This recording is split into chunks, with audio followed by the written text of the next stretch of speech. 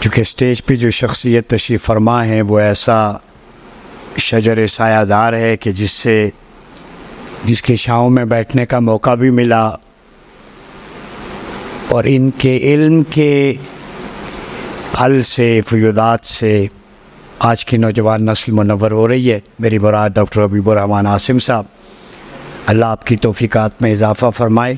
تو آپ کی موجودگی میں بس آپ کی اجازت سے 2-3 باتیں عرض کرو کہ اجازت چاہوں گا۔ عشق رسول صلی اللہ علیہ وسلم اور ہماری ذمہ داریاں، بڑا امپورٹنٹ اور سگنیفیکنٹ ٹاپک مفتی صاحب نے اس کا انتخاب کیا ہے۔ یاد رکھیں، نبی مکرم صلی اللہ علیہ وسلم کی ذات سے ہمارا 2 طرح کا تعلق ہے۔ ایک ہے آپ کی شخصیت کے ساتھ محبت اور عشق والا تعلق، اور ایک ہے آپ کی سیرت سنت کے ساتھ تعلیمات اور عمل والا تعلق۔ یہ دونوں تعلقات بڑے امپورٹنٹ ہیں، اور ہر تعلق دوسرے کا تقاضا کرتا ہے۔ آج دنیا میں جو کچھ ہو رہا ہے، جیسے کہ غزہ کی سچویشن، لبنان کی آپ کے سامنے ہے، سیریا میں، عراق میں، اس کی صرف ایک وجہ ہے۔ چاہے پاکستان میں ہو، ہم فرقوں میں بڑھتے ہیں، پولرائزیشن ہے، فالٹ لائنز مزید ایمرج ہو رہی ہیں، ریلیجس بھی، پولیٹیکل بھی، ہر طرح کی۔ اس کی ایک ہی وجہ ہے۔ وہ وجہ کیا ہے؟ کہ ہم نے آپ صلی اللہ علیہ وسلم کی ذات اور سیرت کو ڈیوائڈ کر دیا ہے۔ کچھ لوگوں نے آپ کی ذات کے ساتھ فقط تعلق کو ہی ایمان، اسلام اور اپنے عمل کی سلامتی قرار دیا، اور کچھ نے فقط سیرت اور تعلیمات پر فوکس کر کے ذات سے جو ہے بے رخی اختیار کی۔ جو کمپریہنسو ریلیشن ہے ایک امتی کا اپنے نبی کے ساتھ، وہ سب سے پہلے ذات کے ساتھ محبت اور ادب والا تعلق جو قرآن نے بیان کیا ہے، جو سورہ حجرات میں بھی ہے، اور جس تعلق کے بارے میں وہ لازوال تعلق ہے، وہ دین اسلام کی بنیاد ہے، وہ عمارت کی بنیاد ہے، وہ پلرز ہیں جن پہ عمارت کھڑی ہے، جس کے بارے میں اقبال نے کہا تھا نا، یہ فاقہ کش جو موت سے ڈرتا نہیں ذرا، روح محمد اس کے بدن سے نکال دو۔ فکر عرب کو دے کر فرنگی تخیلات، اسلام کو حجاز و یمن سے نکال دو۔ تو وہ روح محمد جو آپ صلی اللہ علیہ وسلم کی ذات سے عقیدت، محبت اور وابستگی تھی، وہ نکال دو۔ اب وہ روح محمد کے ساتھ تعلق کیسے مضبوط ہوتا ہے؟ وہ کثرت درود و سلام سے۔ پہلی بات تو میں یہ کہوں گا کہ ہم سیریمونیل یا ٹریڈیشنل، ہم نے اسلام کی جتنی تعلیمات ہیں ان کو لے لیا۔ ربیع الاول آتا ہے، ہمارا فوکس میلاد پہ اور سیرت پہ ہوتا ہے، ہماری ورق جاگ جاتی ہے۔ محرم آتا ہے تو شہادت کی طرف، رمضان آتا ہے تو ہمارا صوم و صلات اور مساجد بڑی آباد ہوتی ہیں۔ یہ ہمارا ڈومیننٹ کلچر جو بتا رہا ہوں، لیکن وہ جو مضبوط تعلق جو ہر وقت ہر لمحے ہونا چاہیے، اس کے لیے ضروری ہے کہ من احب شیئا فاکثر ذکرہ، جس سے محبت ہوتی ہے پھر بندہ ہر وقت اسی کا ذکر کرتا ہے۔ عشق تو محبت سے بھی اوپر کا درجہ ہے۔ تو جس ذات سے محبت ہو، ہم مسلمان کتنا ان کا ذکر کرتے ہیں، کتنا ان کو یاد کرتے ہیں۔ جیسے اللہ نے فرشتوں کے ساتھ مل کے یاد کیا، اور قرآن میں فرمایا اللہ اور اس کے فرشتے نبی پر رحمتوں کا نزول کرتے ہیں۔ ایمان والو تم بھی درود و سلام پڑھو۔ تو اب پہلا تعلق اس میں بھی کمزوری، دوسرا تعلق تعلیمات سے عمل والا ہے، سیرت، وہ جو عمارت اوپر کھڑی ہونی۔ آپ 1 کروڑ روپیہ خرچ کر دیں، مکان بنا دیں، مضبوط ہو آپ کی بنیاد بھی، لیکن اوپر دروازے کھلے ہوں، کھڑکیاں کھلی ہوں، تو آندھی جھکڑ، کوئی بھی چور اچکا گھر میں لوٹ مار کر سکتا ہے۔ تو گھر کی حفاظت آپ کی کھڑکی اور دروازے ہوتے ہیں۔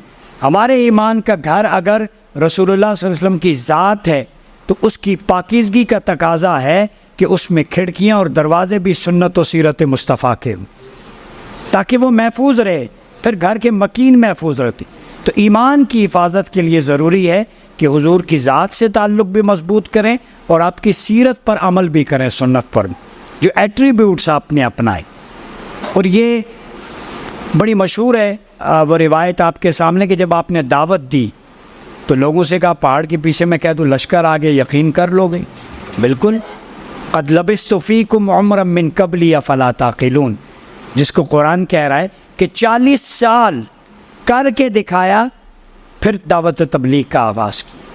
پریکٹس پہلے تھی، پریکٹیکل پریزنٹیشن پہلے دنیا کو دکھائی، پھر اس کے بعد تقریر، انذار اور تبشیر، باقی معاملات، احکام کا نزول تدریجاً ہوتا رہا. ہمارا پرابلم یہ ہے پریکٹس کے اندر کمی ہے. اٹ مینس کہ ہمارا جو دعویٰ ہے محبت اور عشق رسول کا، اس کے اندر سب سے بڑی کمی یہ ہے کہ جس رسول سے محبت کرتے ہیں انہوں نے پہلے کر کے دکھایا، پھر کلام کیا، پریکٹس کی. ہمارا الٹ شروع ہوتا ہے کہ ہم پہلے سمجھانے پہ ہی سارا فوکس ہوتا ہے، اپنی پریکٹس کیا ہے. اگر میں آپ سے کہتا ہوں کہ درود و سلام کے ذریعے تعلق مضبوط کریں تو مجھے اپنے گریبان میں جھانکنا چاہیے کہ میں 24 گھنٹوں میں کتنا وقت اپنے رسول پر درود و سلام پڑھتا ہوں. اگر میں سنت و سیرت کی بات کرتا ہوں، حدیث کی بات کرتا ہوں، تو مجھے دیکھنا چاہیے کہ میں کتنا ریکونسلیشن ماڈل کو اپنے معاشرے میں کانفلکٹ مینجمنٹ کے طور پر استعمال کرتا. آپ صلی اللہ علیہ وسلم قرآن دیکھیں نا، وَإِن طَائِفَتَانِ مِنَ الْمُؤْمِنِينَ اقْتَتَلُوا فَاصْلِحُوا بَيْنَهُمَا، 2 گروپس میں لڑائی پڑ جائے تو ان کے درمیان make reconciliation between them, reconcile کریں. اس میں ایگریشن کہیں پہ بھی نہیں. ایگریشن تب ہے کہ جو شخص بغاوت کرے، آگے کہا گیا ہے اس کو وہ رکے نہ اپنے اقدام سے. تو ہمارے معاشرے میں کانفلکٹ مینجمنٹ ہے، فالٹ لائنز ہیں، ریلیجس گروپس ہیں. ہم ایک دوسرے کو اختلاف بھی کرتے ہیں تو ایتھکس آف ڈس ایگریمنٹ کا دائرہ کہاں رہ جاتا؟ ادب الاختلاف کتابوں کی حد تک رہ جاتا ہے، لیکن ہمارے ایٹیچیوڈ میں نہیں رہتا. ہم نے یہ نہیں سیکھا کہ اختلاف پرنسپل سے ہوتا ہے، یہ سنت رسول ہے، ذات سے نہیں ہوتا. آپ آرگومنٹ بیس کسی سے اختلاف کریں، وہ ایوولوشن ہے، اس سے کولیکٹیو وزڈم آتی ہے. یہاں پہ ایک رنگ کا پھول ٹیبل پہ رکھا ہو، اس کی ایک خوشبو، ایک کلر ہوگا. اگر وہیں پہ بنچ رکھ دیں، ڈائیورس بن جائے گا، ڈائیورسٹی آ جائے، ڈفرینٹ کلرز ہوں گے، خوشبو بھی زیادہ ہو. تو 10 دماغ مل کے اگر ایک بات پہ مختلف آراء رکھتے ہیں تو یہ زحمت نہیں ہوتی. اختلاف علماء امتی رحمتن کا مصداق ہوتا ہے. سنت اور سیرت کا تقاضا، اس سے کولیکٹیو وزڈم جنم لیتی ہے اور ہم سولوشن اورینٹڈ اپروچ کی طرف بڑھتے. یہ سنت رسول. اگر معاشرے کے اندر ہم نے اس تناؤ کو ختم کرنا ہے، معاشرے کے اندر ہم نے فرقواریت کو ختم کرنا ہے، برداشت کا ماحول پیدا کرنا ہے، تو ہمیں آپ صلی اللہ علیہ وسلم کی ذات کے ساتھ اور سیرت و تعلیمات کے ساتھ دونوں تعلقات کو ملا کے چلنا پڑے گا، تاکہ ہم جب بات کریں حضور علیہ الصلوۃ والسلام کے ذکر کی تو ہمارے ایٹیچیوڈ سے، ہمارے ظاہر سے، باطن سے وہ سیرت کا رنگ جھلکتا نظر آئے. تبھی معاشرے کے اندر ایک خوشگوار فضا پیدا ہو سکتی. آخر میں چونکہ وقت کم ہے، میں صرف ایک بات کروں گا کہ اس وقت جو سچویشن ہے، جیسے مفتی صاحب نے اس کی طرف اشارہ کیا، ڈس یونائٹڈ امہ. کئی لوگ کہتے ہیں، میں اپنا ایک ویو پوائنٹ، کسی کو اختلاف ہو سکتا ہے، طالب علمانہ رائے ہے کہ امت کا اس وقت کوئی وجود نہیں. مسلم ورلڈ ضرور ہے، 57 Islamic countries divided into the different territorial boundaries, law of the land ان کا الگ ہے، بزنس انٹرسٹ الگ ہیں. ٹھیک ہے، تو ہم نے درج امہ کا سمجھا، اچھی بات ہے، اس کو ریوائیو کریں. لیکن مسلم ورلڈ جب تک امہ نہیں بنتی اور ریوائیول آف خلافہ نہیں ہوتا، آپ کو مار پڑتی رہے گی. چاہے وہ سیریا میں پڑے، عراق میں پڑے، چاہے وہ لبنان میں، چاہے وہ غزہ میں. اس وقت غزہ پوری دنیا کا سب سے بڑی اوپن ایئر پریزن بن چکی ہے، قید. اس وقت غزہ سب سے بڑا دنیا کا کھلا قبرستان بن چکا ہے. میں نے کل اپنے پروگرام میں غزہ کے ترجمان تھے جلال الفرا، تو انہوں نے جو گفتگو کی، لیکن ویژولز جو دکھائے، غزہ کی سڑکوں پہ جو خواتین اور بچوں کی، نومولود بچوں کی لاشیں پڑی ہیں اسرائیلی بمباری سے، ان کو دفنانے کے لیے کفن نہیں ہے اور جگہ نہیں ہے. خوف کا یہ عالم ہے، اور ان کو کتے اور بلیاں لاشوں کو نوچ رہے. میں وہ 5 سیکنڈ سے زیادہ نہیں دیکھ سکتا. ایک طرف آقا علیہ الصلوۃ والسلام کی امت کا ایک طبقہ آسائشوں میں رہ رہا ہے، وہ شاید بھول گیا ہے کہ ادھر کیا ہو. دوسری طرف اسی لیے فرمایا تھا کہ بارش کے قطروں کی طرح تم پر فتنے مسلط ہوں گے، ٹپکیں گے۔ تو اس لیے ڈس یونائٹڈ امہ کو یونائٹ کرنے کے لیے سب سے پہلے خلافہ کو ریوائیو کرنا ہوگا، جو آٹمن امپائر 1924 کے بعد ختم۔ خلافت جب ہوتی تھی تو آپ کی ایک جمعیت برقرار رہتی، آپ یونائٹڈ تھے، قوت تھی۔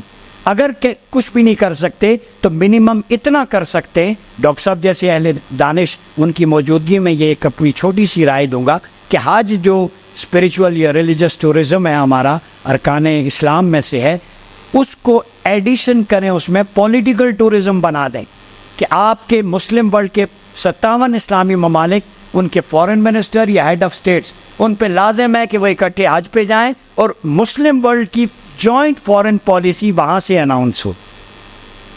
آپ کے جو مشترکات ہیں، کامن چیزیں جب وہاں سے اناؤنس ہوں گی تو آپ کے یہ جتنے بھی پرابلمز ہیں، روہنگیا کا ہے، کشمیر میں ہے، فلسطین میں، یہ ریزالو ہوں گے، پریشر بڑھے گا۔ تو یہ کون کرے؟ چونکہ جب آپ کے بزنس انٹرسٹ ہیں اسرائیل کے ساتھ، ترکی طیب اردوان وہ بڑا بلنٹلی کہتے ہیں، للکارتے بھی ہیں، لیکن سب سے زیادہ ٹریڈ ایگریمنٹس اور ان کے ڈیفنس کے وہ اسرائیل کے ساتھ، یہ لوگوں کو نہیں پتہ۔ گلف کنٹریز کے ہیں بھائی، اپنی تیل اور اپنی معیشت اور اپنی ٹریڈ ایک ایک کر کے وہ تمہیں نکل رہا ہے۔ ایک چھوٹا سا ٹکڑا تھا، آج اس کی حالت دیکھ لو وہ کہاں تک پہنچ چکا، اور ان قریب وہ پی جائے گا لبنان کو بھی، پھر جارڈن سوچ رہے ہیں ہماری باری نہیں، سب کی باری آئے گی۔ اس وقت میرے خیال میں یہ تھریٹ ہے ٹورڈز حرمین الشریفین، بات اسی طرف جا رہی ہے۔ تو اب بھی اگر مسلمانوں نے اپنے آپ کو جھنجھوڑا نہیں تو وہ وقت قریب ہے کہ جب بہت مشکل حالات ہو جائیں گے۔ تو میری سجیشن ہے ایک حج کے موقع پر فورن پالیسی اناؤنس کر دے۔ دوسری یہ ہے کہ OIC کو ری آرگنائز کریں، یا اس کی جگہ پیرالل کوئی ایسی آرگنائزیشن ہو جو ایک کم از کم ڈیبیٹ تو ڈاکٹر صاحب کر کے دیکھے، ہمارا جوائنٹ ایجوکیشن، ٹریڈ، ہماری سود فری اکانومی، ٹھیک ہے، mutual interest, international code of justice کی جگہ مسلم کوڈ آف جسٹس ورلڈ بنا لیں ہم، تو کچھ تو کریں، ڈیبیٹ تو شروع ہو، اس پہ بات چیت تو ہو سکتی ہے۔ میں نے کئی دوستوں سے کہا، وہ کہتے ہیں کتابی باتیں یا آئیڈیل سچویشن، تو بہت ساری چیزیں، خلافہ کی بات کریں آئیڈیل ہے، قرآن کی بات کریں، جی آپ آئیڈیل سچویشن کی بات کرتے ہیں، ٹاک شو میں بھی اگر کریں کوئی پولیٹیشین آ جائے کہتے ہیں یہ قابل عمل نہیں ہے، آئیڈیل کی بات کرتے ہیں یہ قابل عمل نہیں ہے، تو پھر قرآن کی بات کرنا چھوڑ دو۔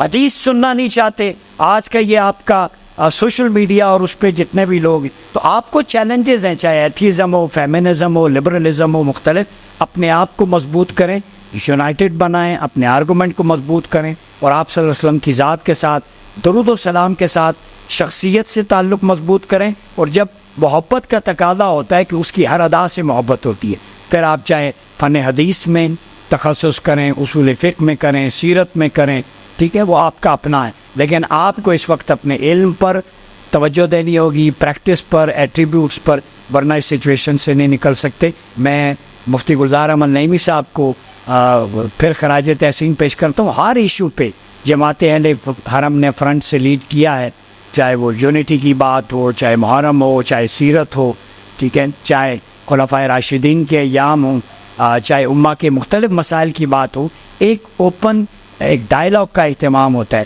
اور اس میں مختلف اسکول آف تھاٹ کے لوگ آتے ہیں، وہ اپنا اظہار خیال کرتے ہیں۔ اس سے یہ ہے کہ لوگوں کے درمیان تمام ورژن سامنے آتے ہیں، اور ایک آپس میں جو ایک انٹرسیکٹ ہارمنی ہے وہ بھی کریٹ ہوتی ہے۔ اس کے بہت سارے فوائد ہیں۔ جماعت اہل حرم کو اور قبلہ مفتی صاحب کو بارے دیگر ٹریبیوٹ پیش کرتا ہوں، اور آخر میں اتنا ہی کہوں گا کہ سنو ٹی وی بالخصوص اور تکمیل پاکستان مومنٹ جو خلافہ ماڈل کی بات کر رہی ہے، اس کے لیے آپ سب کو دعوت ہے، بلکہ مفتی صاحب کو پتہ ہے پوڈ کاسٹ کے لیے جو ینگسٹرز ہیں، ینگ اسکالرز ہیں، جو آگے کمیونیکیشن سکلز میں اپنے آپ کو آگے ڈیولپ کرنا چاہتے ہیں، ریسرچ میں، ان کے لیے پلیٹ فارم حاضر۔